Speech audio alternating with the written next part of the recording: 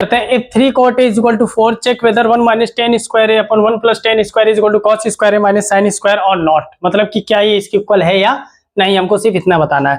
तो सबसे पहले सॉल्यूशन की बात करते हैं। तो वो ये है कि 3 cot a जो हमें गिवन है, पहले कितना है 4, तो cot a is equal to कितना हो जाएगा 4/3। ठीक, एक राइट ट्रायंगल ले लिया हमने जैसा हमेशा ले रहे हैं, ठीक है, और यहाँ पर इसको ले लिया पंडित बद्री प्रसाद हरी हरी बोल। ये आपको हर पेज में लिखते चलना ताकि आपको याद हो जाए। अब देखिए cot इज इक्वल टू 4/3, तो sin cos tan cot क्या होगा b/p, मतलब आपको b और p पता है। b हमारे पास कितना है 4 है, p हमारे पास कितना है 3 है। ठीक है, अब b हमारे पास 3 है, सॉरी 4 है, और p हमारे पास 3 है। a b c इसको नाम दे दिया। ठीक है, अब देखिए इस क्वेश्चन में क्या करना है कि सबसे पहले तो हमें पता है कि b और p हमें गिवन है, तो हमें क्या चाहिए h चाहिए। h क्या आएगा h स्क्वायर, फिर वैसे निकालेंगे h square is equal to क्या हो जाएगा b square plus p square. b हमारे पास कितना है 4 स्क्वायर, p हमारे पास कितना है 3 स्क्वायर। 4 4 जा हो गया 16, 3 3 जा हो गया 9, और ये कितना हो गया 25। तो h स्क्वायर इज इक्वल 25, तो h is equal to √25, h is equal to कितना आ गया 5। ये हमारे पास h की वैल्यू कितनी आ गई 5। अब हमें b p h तीनों की वैल्यू पता चल गई है। अब हमारा पहला क्वेश्चन या फर्स्ट पार्ट जो इसका है वो कह रहा है 1 minus tan square upon 1 plus tan square, मतलब हमको क्या चाहिए tan चाहिए। क्या चाहिए tan, तो हमने क्या निकाला tan a। tan a निकालने के लिए हमें क्या करना है p upon b sin cos tan, p upon b लिख लिया हमने। p अपॉन b, p हमारे पास कितना है 3 है, b हमारे पास कितना है 4 है। ठीक है, अभी सिर्फ tan a चाहिए, सिर्फ tan a की बात करते हैं।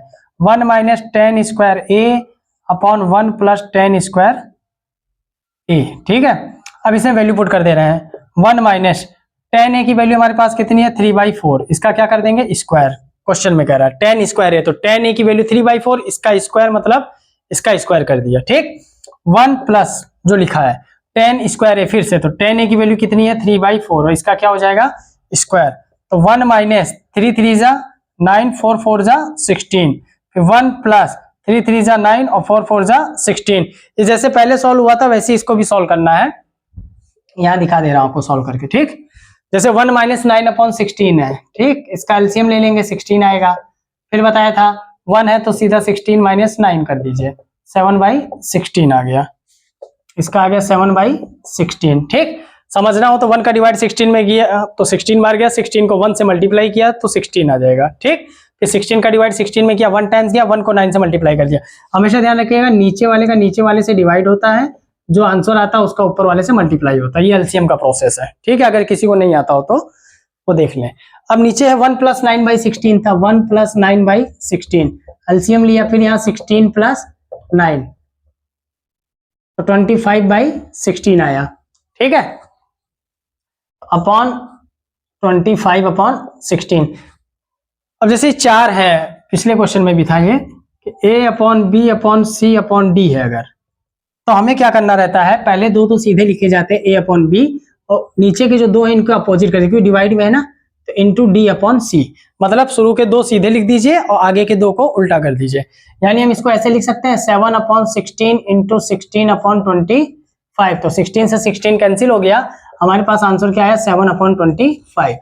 अब ये आंसर आया। अब हमें क्या कर रहा है कि इसका तो आ गया, अब हमें क्या करना है cos square minus sine square का भी फाइंड आउट करना है। ठीक है, क्योंकि इसका और ये इक्वल है या नहीं ये हमको बताना है। तो cos square a minus sine square a लिख दिया। अब cos a साइन a की वैल्यू चाहिए यहाँ पे, तो हम क्या करेंगे फिर से निकालेंगे cos a और साइन a।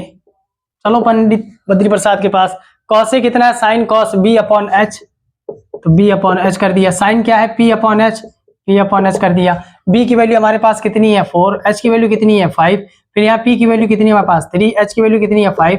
अब हमारे पास cos और साइन a आ गया कि cos a और साइन a क्या, तो cos a की जगह क्या लिख देंगे 4/5 का स्क्वायर, माइनस साइन a की जगह क्या लिख देंगे 3/5 का स्क्वायर। तो 4 4 जा हो गया 16 और 5 5 जा हो गया 25, 3 3 जा हो गया 9 और 5 5 जा हो गया 25। एलसीएम लिया 15 आ गया, 16 माइनस 9 किया 7/25। इसका मतलब ये दोनों क्या है इक्वल है, ये देख लीजिए 7/25 7/25। ठीक, नोट कर लीजिए।